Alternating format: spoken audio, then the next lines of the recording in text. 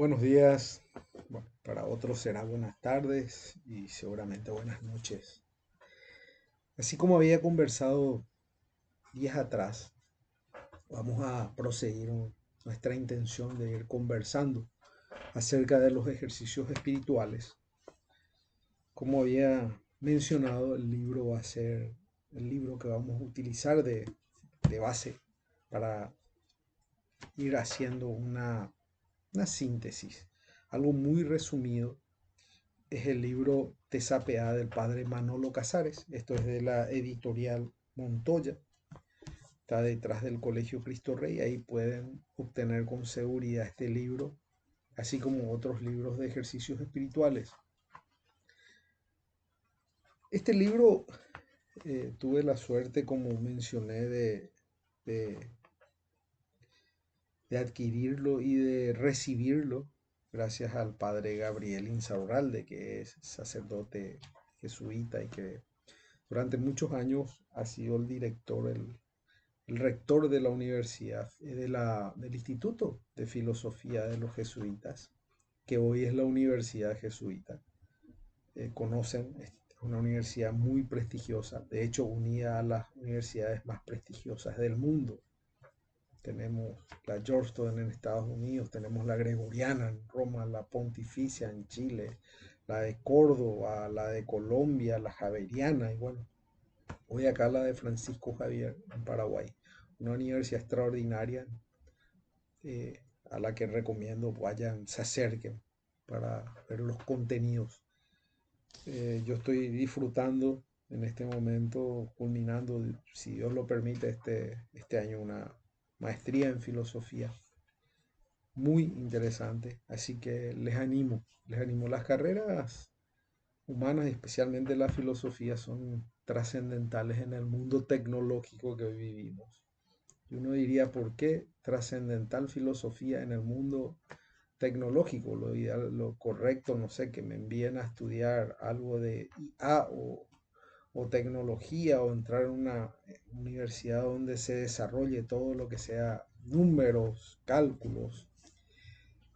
El tema está en que esa tecnología está ya en pleno funcionamiento y esa tecnología responde a la inteligencia humana. Lo que nosotros tenemos que trabajar es en nuestra inteligencia, el saber hacer las preguntas correctas, el saber establecer una conversación, una dialéctica, un desarrollo, un diálogo, saber ser claro. Lectura comprensiva, dirán muchos también. Sí, tenemos que tener claridad de pensamiento. Si nosotros vamos a utilizar, como ya lo estamos haciendo, de hecho, todo lo que es inteligencia artificial, tenemos que tener claro qué queremos. Para eso tenemos que tener las ideas claras. Tenemos que saber pensar, procesar y sobre todo liberar al pensamiento de todos los errores que son propios del conocimiento, como dicen eh, personas que han profundizado en todo lo que es el conocimiento. En realidad no tenemos una relación directa con el conocimiento, no es como un espejo, sino es a través de la interpretación que otros han hecho. Y cada vez que el ser humano interpreta algo, ya está de alguna manera manchado, digamos, por las creencias propias de esa persona, el pensamiento de esa persona, los juicios de valor de esa persona. Entonces hay que saber liberar de todo eso, de todos esos prejuicios, de todos esos agregados, de todos esos, de todas esas emociones y sentimientos para tratar por lo menos en lo posible de ser impactado por lo que se presenta el conocimiento de una manera más liberada, digamos, de algunos, vuelvo a decir, juicios de valor que ya vienen. Y todo el conocimiento está nutrido por ideología, por una serie de pensamientos. Así que animo a investigar un poco y a involucrarse en todo lo que sean también, especialmente la, la filosofía y las ciencias sociales, ¿verdad? Profundizar y enriquecerse. Pero bueno, este libro llegó a mi mano gracias al padre Gabriel, que es, como dije, el capellán de la Orden del Temple. Eh, Quiero hacer una lectura detallada de lo que trata este libro. De hecho, voy al capítulo, a la hoja, página 21, donde dice plan detallado de los ejercicios espirituales en la vida cotidiana. Perdón. Empieza con una lectura introductoria donde el padre Manuel Casares nos regala la meditación, que es una carta de Ignacio a unas personas o a las personas que desean hacer, o a una persona en particular que desea hacer ejercicios en la vida. Luego van testimonios de ejercitantes, hay notas sobre los ejercicios espirituales en la vida cotidiana, qué son los ejercicios espirituales, la oración de preparación, los pasos de la oración ignaciana tiene pasos, hay un proceso, por eso hablábamos de la rutina de ejercicios. Acá no es venir simplemente y dejar que la mente, digamos, deambule, sino es darle un sentido, es tratar de enfocar la conciencia, es decir, darle un enfoque, un interés para que podamos desarrollar un plan mental, que cuando culminemos, digamos, bueno, hemos caminado en este proceso, hemos recibido la información, la hemos procesado, hemos imaginado, la hemos masticado, la hemos reflexionado y bueno, y ahora esta es digamos, nuestro resultado. Poner atención. De hecho, la conciencia tiene esa característica, ponemos atención y la ubicamos, nunca estamos simplemente distraídos, aunque pensemos que estamos distraídos, siempre ponemos la atención de la conciencia en algo, que son los ejercicios, la oración, los pasos que decía, el proceso de los ejercicios espirituales y un cuestionario inicial que te permite este libro para ir caminando contigo. Este libro es fabuloso porque te da un plan, de hecho, como para que puedas hacer esto que mencionaba. Eh, Inicias con un proceso como cuando, digamos, una especie de máquina industrial donde entran unos insumos y vas a terminar con un producto terminado. Hay meditaciones introductorias que son muy interesantes porque nos va a llevar a hacer un entrenamiento en la oración, sobre todo en los aspectos del amor de Dios. Materiales nos exponen, hay que tener una Biblia al lado. Entonces te permiten estas oraciones, estas reflexiones y meditaciones que son repetitivas, ir adentrándote en el proceso y entender un poco cuál es el plan de Dios. La Biblia no es un libro histórico solamente, también es un libro histórico, evidentemente, pero es como, la Biblia es como, si me permiten, como una cosmogonía, como el desarrollo de un proceso humano, toda una antropología del ser humano. Entonces, cuando nos vamos quedando, incluso vamos a ir tomando capítulos del Antiguo Testamento, no como hechos históricos, sino como procesos sociológicos, procesos del hombre en su proceso de desarrollo humano.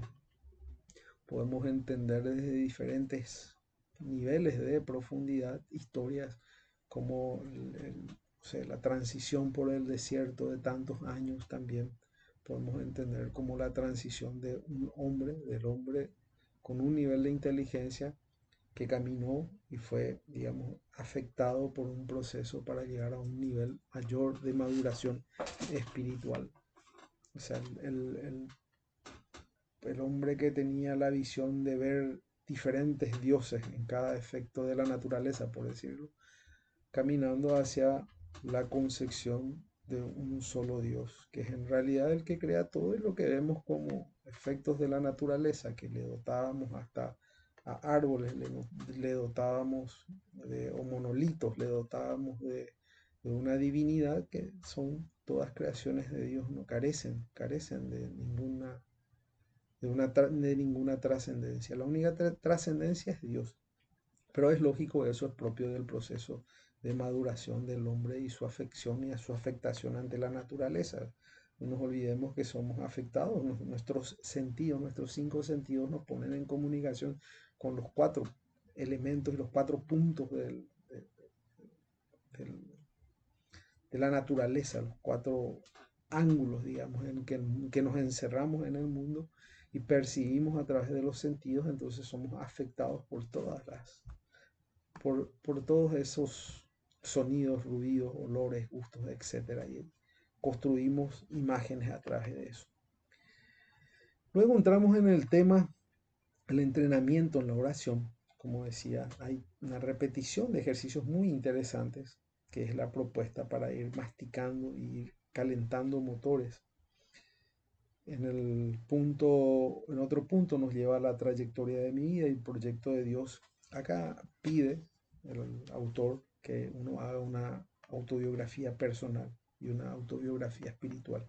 Esto es muy interesante. Yo tengo entre mis competencias, por decirle, he trabajado mucho en planificación estratégica. De hecho, es lo que he hecho en las últimas décadas, desarrollando planes estratégicos para diferentes instituciones y organizaciones públicas y privadas. Y la planificación estratégica es básicamente entender el ámbito, el contexto en el que estamos desarrollándonos.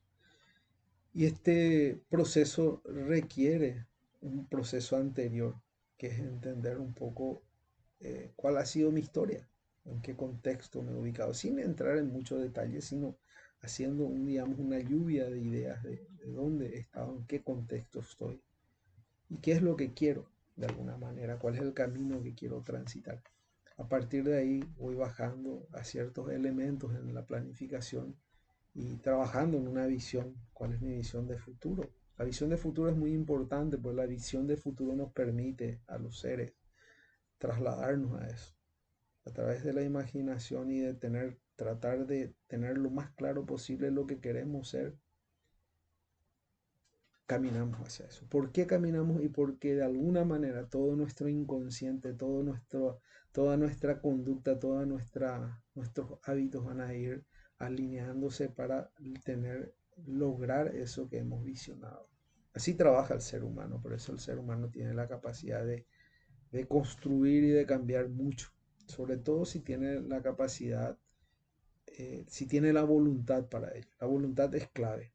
Hay muchas buenas ideas, muchos buenos deseos, muchos sueños y muchas maravillosas imágenes de lo que sería el mundo que quedaron solamente en eso, en sueños, porque no se ha tenido la capacidad de trabajar en ellos.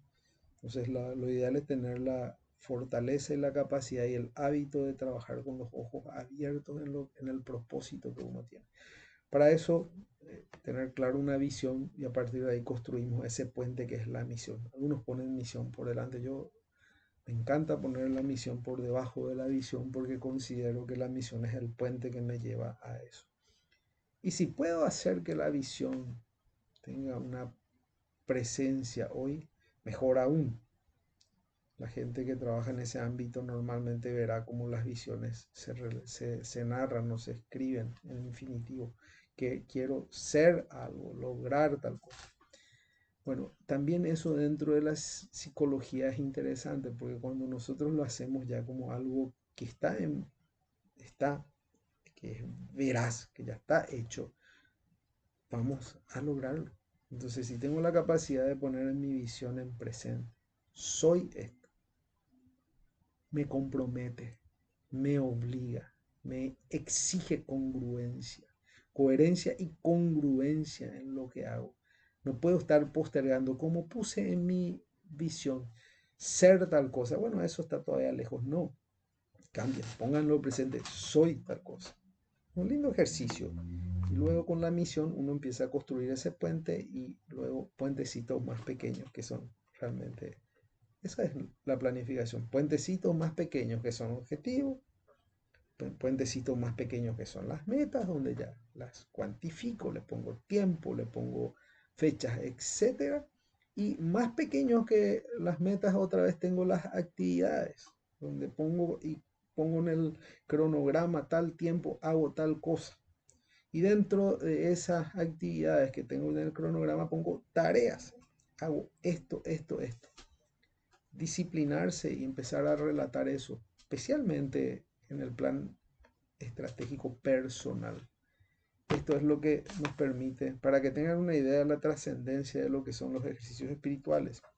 Cuando hago una autobiografía personal, pongo puntos relevantes en mi vida, que han marcado mi vida, y encuentro también a modo de un cuadro de foda cuáles han sido mis fortalezas, veo cuáles han sido mis debilidades personales, cuáles son las oportunidades y cuáles son las amenazas que tengo, porque como seres, como personas tenemos, transitamos en el mundo y todo el tiempo estamos afectados por el mundo. Entonces, claro que existen situaciones que escapan a nuestro control, que son amenazas. Claro que existen oportunidades en el mundo, pero todas ellas se van a presentar y van a poder ser o evitadas o aprovechadas a través de lo que yo internamente tengo como una fortaleza, y si es una debilidad, pues seré sobrepasado. Hago mi autobiografía personal para traer la memoria de lo ausente a lo presente. Eso es muy importante. El recordar, el traer la información me permite tener una narrativa de vida. Puedo construir yo una narrativa, quién soy. Ese es un ejercicio muy interesante que también lo dejamos de lado, porque vivimos tan automatizados que vivimos en periodos donde yo estudio, luego soy novio, luego me caso, luego soy, no sé, padre, esposo y abuelo y termino cajón y al cementerio. Esa no es la narrativa de mi vida. Mi vida está llena de una narrativa, de muchos triunfos, de muchos fracasos, que el fracaso en realidad no es para nada malo. Tenemos que también volver a procesar la idea que tenemos del fracaso. Los fracasos son en realidad aquellos momentos que nos permiten ver de qué estamos hechos y qué tenemos adentro, cuáles son las verdaderas competencias que tengo, cómo me pude levantar de vuelta. Los errores son la antesala de ese proceso de perfección que voy a ir construyendo. Entonces, también a veces hemos mirado el fracaso como, yo, sabes que acá he fracasado en esto, ya no lo intento. No, el fracaso es una herramienta poderosísima porque me permite tomar conciencia de todo lo que ha sucedido y corregir. Por eso es importante tener esta autobiografía para mirar todo lo que yo he construido en mi vida, que no es poco. Cuando ustedes hagan su biografía van a ver que son verdaderos héroes. Héroes y líderes no son los que salen en la prensa, que supuestamente construyen o han hecho tal cosa. Líderes y héroes hay diariamente en la vida de gente que, no sé, que lleva el pan a su casa, que aún en todo el lío y las vicisitudes logra crearle a personas o construir para muchas personas nuevas experiencias, nuevos espacios de crecimiento, de desarrollo. Estos son los verdaderos líderes que no salen en la prensa, no salen en las revistas en primera plana. Lo que sale en la revista en primera plana es pagado. Sale tal en Forbes, tal líder y tal CEO y tal coach como el monstruo. Eso no es ningún líder. Esa es una empresa que pagó para que se le ponga en primera plana a su director ejecutivo. Su director ejecutivo no tiene ninguna experiencia de vida. Les puedo asegurar que ante el primer fracaso incluso ya le echan o esa misma persona renuncia. El liderazgo es parte de un proceso donde se han dado muchas derrotas para lograr algún triunfo. Así que construyan su autobiografía personal, luego su autobiografía espiritual. ¿Por qué la espiritual? Porque a veces nos sentimos abandonados espiritualmente. Dios, ¿por qué me pasó esto? Cualquiera sea la creencia que tengan. Dios, Yahvé, Alá, Jehová. Dios, ¿por qué me abandonaste? Jesús, ¿por qué me abandonaste? Virgen, ¿por qué no se cumplió? Cuando yo hago mi autobiografía espiritual, voy a encontrar que nunca fui abandonado, que siempre ha estado ahí, que en los momentos más difíciles, esa mano invisible era esa mano espiritual la que me agarraba y me llevaba otra vez arriba. Voy a validar eso con momentos, marcando momentos especiales en mi trayectoria, en mi narrativa de vida, donde a través de ese ejercicio de la memoria y del intelecto, la memoria, no se olviden que la memoria es la potencia de la fe. Decimos que tenemos fe, pero no hacemos ejercicio de la memoria. Entonces, ¿por qué tenés fe? Y muchos lo llevan, no, porque es un dogma, ¿no? La fe no es un dogma, como la esperanza no es un dogma, así como los dogmas que consideramos dogmas, los misterios, digamos, que están ahí, que nos proponen en la iglesia, no son dogmas de que tenés que creer por creer. Son momentos que exigen nuestra reflexión, conceptos que exigen nuestra reflexión. ¿Qué significa este dogma? Y masticar qué significa. Es como si yo me enfrento hoy a una fórmula de un físico, no lo voy a entender. Me va a poner y me va a escribir una fórmula y me va a decir, mira, y esto es tal cosa. Yo no voy a entender porque va a estar escrito de una manera que me va a exigir haber profundizado, haber entendido, haber comprendido, haber estudiado esa fórmula para entender que ese resultado ahora sí es el agua, por decir alguna cosa. Así mismo funciona esto. Profundicemos, vamos a entender que se nos va a revelar mucho de lo que se presenta como una imposición religiosa mal comprendida. Por eso mucha gente cuestiona tanto la iglesia. Sí, cuestiona porque es más fácil cuestionar que agarrar y ponerse a reflexionar, meditar y leer. Hay literatura profunda de la iglesia católica, padres de la iglesia católica, que yo les animo que si lo conocen no van a querer leer quizás, o quizás si leen otros autores o autores espirituales más modernos, se van a sorprender del nivel de profundidad de estos autores antiguos y padres de la iglesia, el nivel de profundidad, los tres niveles que hablaban siempre de conocimiento. El general, digamos, el que es un poco más profundo, y luego el espiritual que ya trasciende. Siempre hay tres niveles de lectura comprensiva en las cosas, pero uno decide en cuál nivel quiere estar. Entonces somos nosotros quienes decidimos, no son los demás. Este proceso es muy importante para tener una claridad de la trayectoria de mi vida y del proyecto, entender cuál es lo que es el proyecto, cuál es lo que es el plan de Dios para mí. Yo tengo un plan, Dios tiene un plan de vida para mí, o yo soy un número nomás que un día va a pasar y ya nadie se va a acordar. Vuelvo a decir, muchos buenos deseos y muchas buenas intenciones están hoy en el cementerio, nunca vieron la luz, ni siquiera son recordados los rostros. Bueno, ¿es eso o hay un plan? Y yo tengo que entender el plan para ayudar a ser el constructor, es decir, construir con Dios ese plan. Luego viene el tema de principios y fundamentos, que es el punto clave, ¿verdad?, del proyecto de Dios, entender cuál es el principio y fundamento que nos da San Ignacio, para qué fue creado el hombre. Esto lo va desarrollando en diferentes capítulos, principio y fundamento, en diferentes capítulos va desarrollando, para que tengan una idea, todo este capítulo de estas 2 páginas de contenido, digamos, de índice, son de principio y fundamento. Comprender cuál es el principio y fundamento, para qué fue creado el hombre. Y ahí ya San Ignacio luego nos va involucrando y el padre Casares nos involucra en los ejercicios propiamente dichos. Primera semana de los ejercicios espirituales, la experiencia del pecado. ¿Cuál es la experiencia del pecado? ¿Qué es el pecado? ¿Es algo alejado o es algo demasiado presente? ¿Es algo diario? ¿Es algo que está ahí? ¿Es algo que puedo evitar? ¿Cómo lo entiendo? ¿Cuáles son los conceptos? ¿Y qué sería pecar?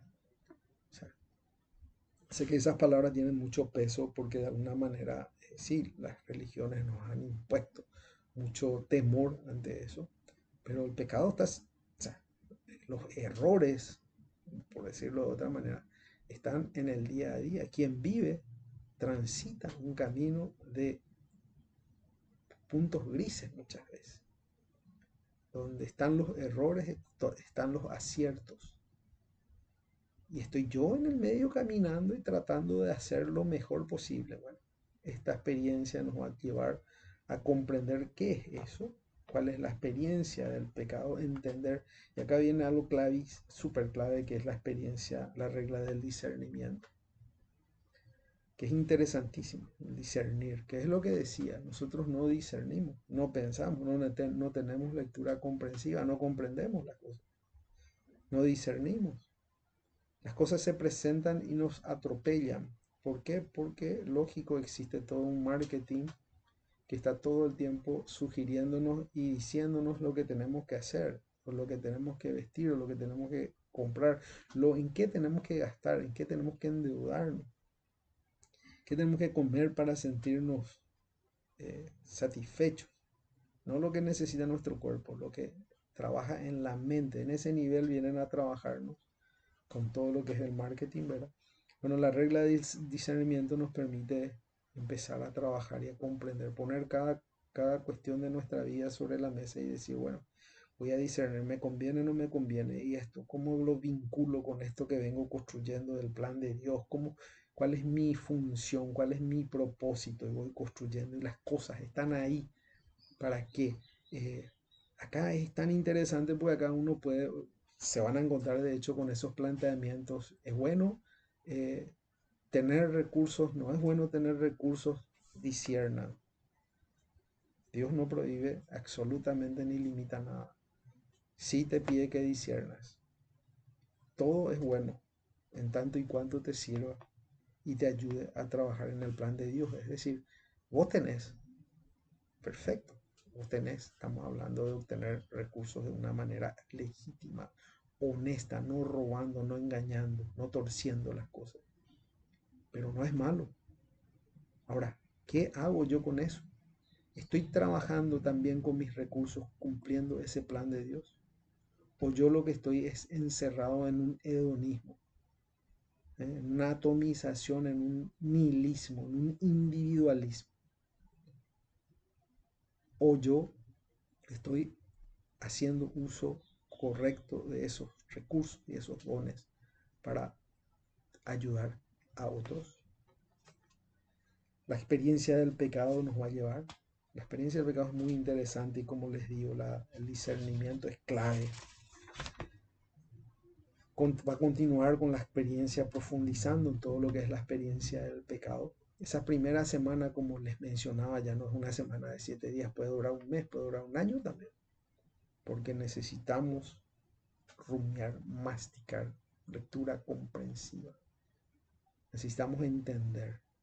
No tenemos más que recibir las cosas simplemente ahí en el nivel más externo de nuestro conocimiento, que es en el que nos han tenido en todos estos años los sistemas educativos, donde hemos simplemente llegado al nivel más elemental del conocimiento, que es la memoria. Hemos aprendido de memoria. Por eso es que uno en los colegios, en las escuelas, en las universidades aprende solamente de memoria las cosas, toma su examen y al cabo de un tiempito se olvida. ¿Por qué? Porque estudiamos, memorizamos algo para pasar una prueba, pero no hemos aprendido, no lo hemos hecho parte de nosotros a ese conocimiento de manera que se integra en nosotros y nos permita una praxis, al final nos permita una vida diferente que se incorpora a nuestra vida, a nuestros hábitos, a nuestras conductas, a nuestro pensamiento. El conocimiento lo hemos dejado solamente en un nivel de memorista, cuando la mayor cantidad de veces hemos aprendido de resúmenes. No nos hemos nutrido de ni siquiera, ya hemos hablado de que hasta los libros y todo conocimiento de alguna manera está impactado por los lentes de esas personas que han escrito, los prejuicios, las emociones, genial. Pero encima otra vez no hemos leído esos libros, hemos leído resúmenes, resúmenes que otra vez pasaron por el corte de personas que no querían leer todo eso, entonces lo redujeron. Y hoy esto se pone todavía más peligroso porque con una IA vos agarras y le pedís que te haga un resumen del resumen del resumen. Entonces, ¿qué es lo que estamos aprendiendo? Imagínense, ¿qué es lo que estamos aprendiendo y conociendo? No nos conocemos a nosotros y no conocemos el mundo.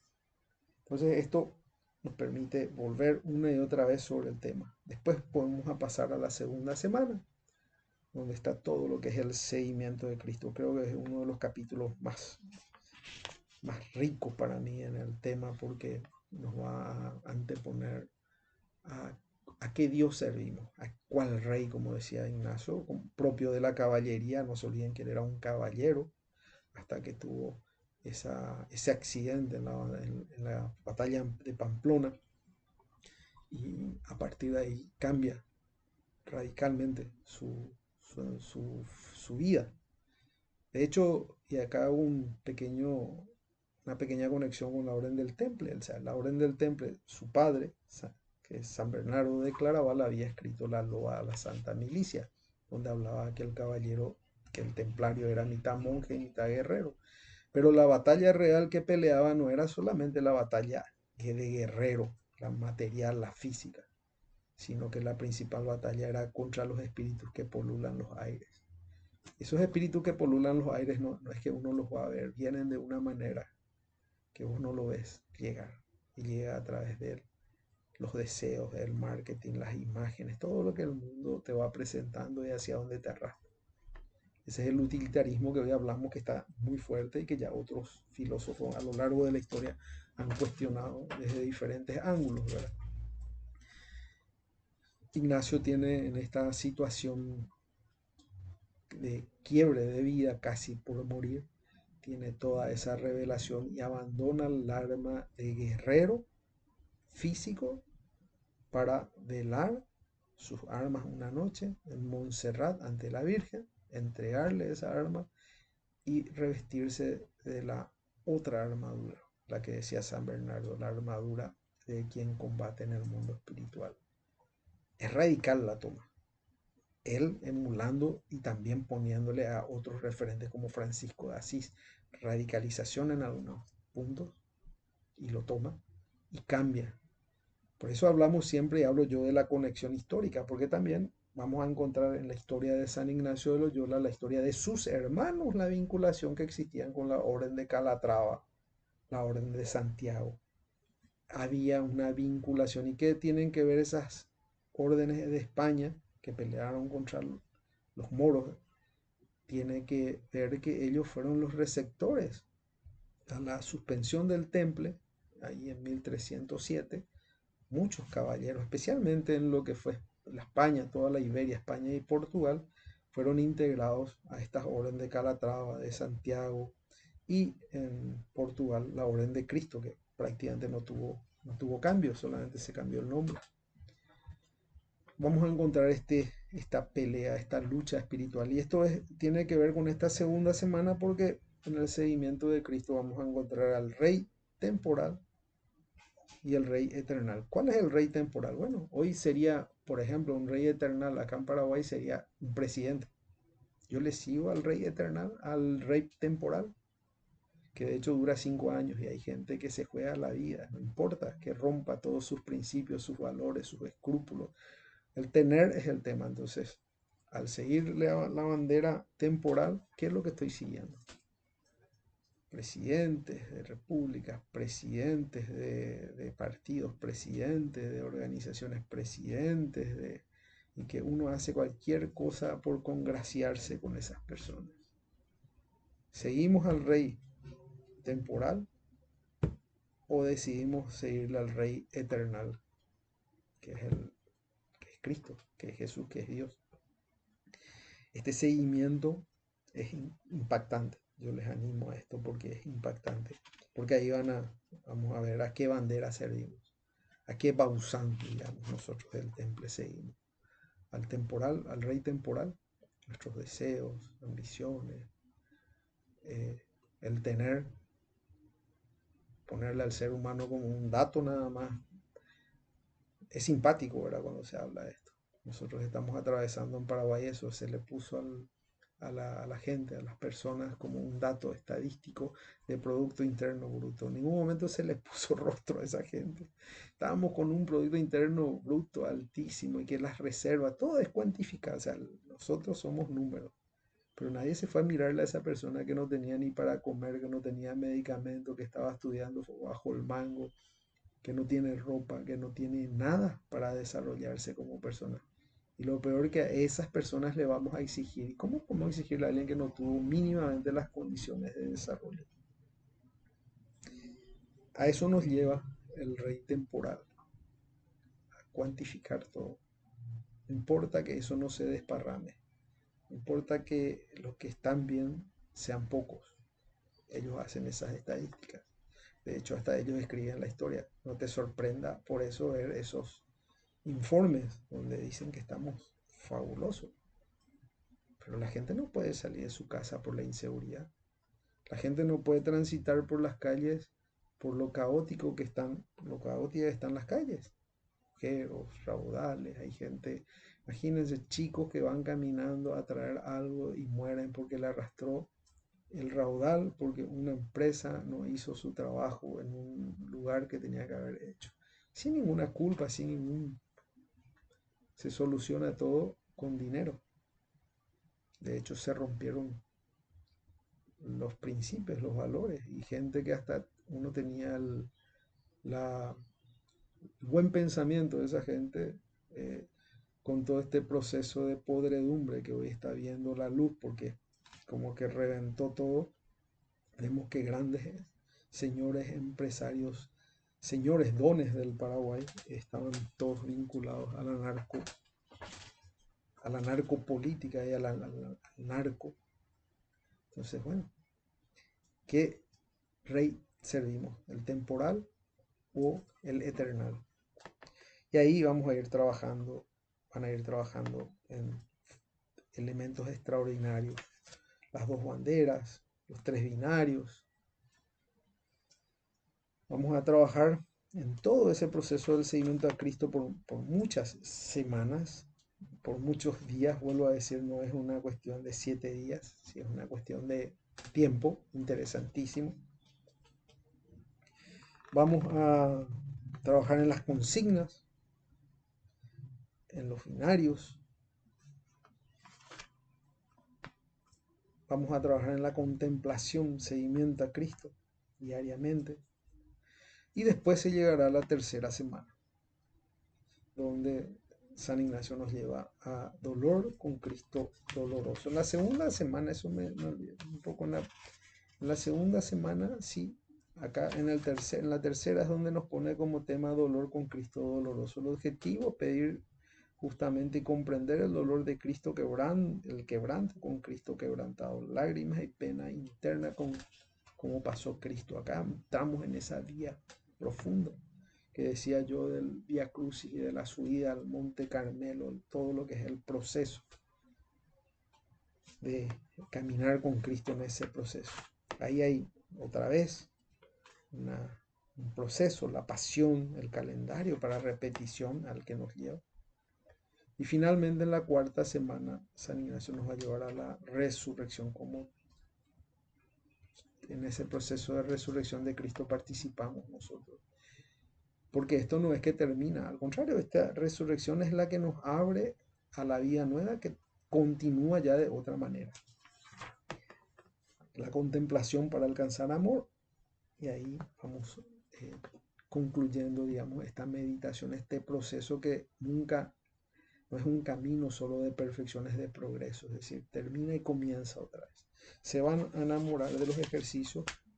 Y bueno, por hoy quería hacer este comentario rápido para no ir dejando, y vamos a ir viendo cómo encaramos para tratar de desarrollar algunos puntos de eso, o por lo menos que yo les hable un poco de mi experiencia en algunos puntos para no hacer demasiado largo. Y como ya mencioné, yo no soy un experto, soy más bien un usuario que se dejó impactar, atrapar, y que considero que tenemos que conocer, y me siento en la obligación de comentarlo porque quizás a alguien le sirva.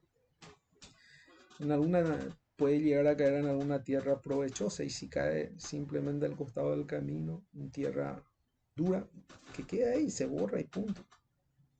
Pero por ahí sirve para personas, mujeres, hombres, jóvenes que quieran comprender mejor lo que es el proceso espiritual, los ejercicios de San Ignacio y cómo pueden utilizarlo en su vida diaria. Les aclaro que los ejercicios espirituales tienen una serie de aplicaciones en el mundo académico.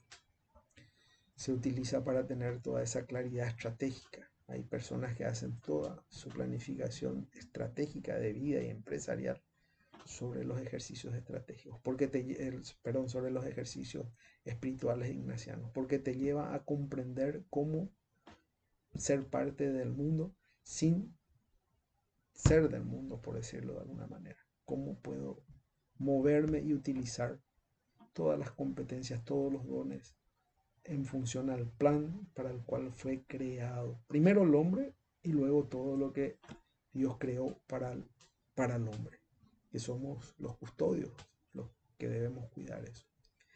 Muchísimas gracias. Cumplimos casi 40 minutos, disculpen lo extenso. Vamos a ir viendo de repetir esto en algún momento en los próximos días. Gracias otra vez, que tengan excelente jornada y les dejo ahí en el video los datos de Santos Mártires, que es el centro espiritual de los jesuitas de la Compañía de Jesús en Paraguay. Ahí pueden llamar, está en la página web y pueden pedir conversar con el padre Gabriel Insaurralde, con el padre Carlos Canillas, que es el director y que es el presidente de la Fundación Jesuita también, con otros sacerdotes y otras personas laicas, porque hay mucha gente que no es sacerdote que está apoyando a los ejercicios y ojalá que sean más. Vuelvo a decir, son ejercicios claves para entender el mundo. El mundo hoy está en una pelea que no es la guerra que estamos mirando física, no más. Esa es la guerra que se ve, es la punta del iceberg, donde vemos pelear luchas en Medio Oriente, Ucrania, Rusia. Esa es la punta del iceberg. Pero lo que está por debajo es la lucha espiritual. Y para entender eso y para tener la capacidad de ponerse a qué lado de la bandera me pongo, tengo que tener el discernimiento y la capacidad de procesar la información. Gracias y que tengan excelente jornada. Gracias a todos otra vez.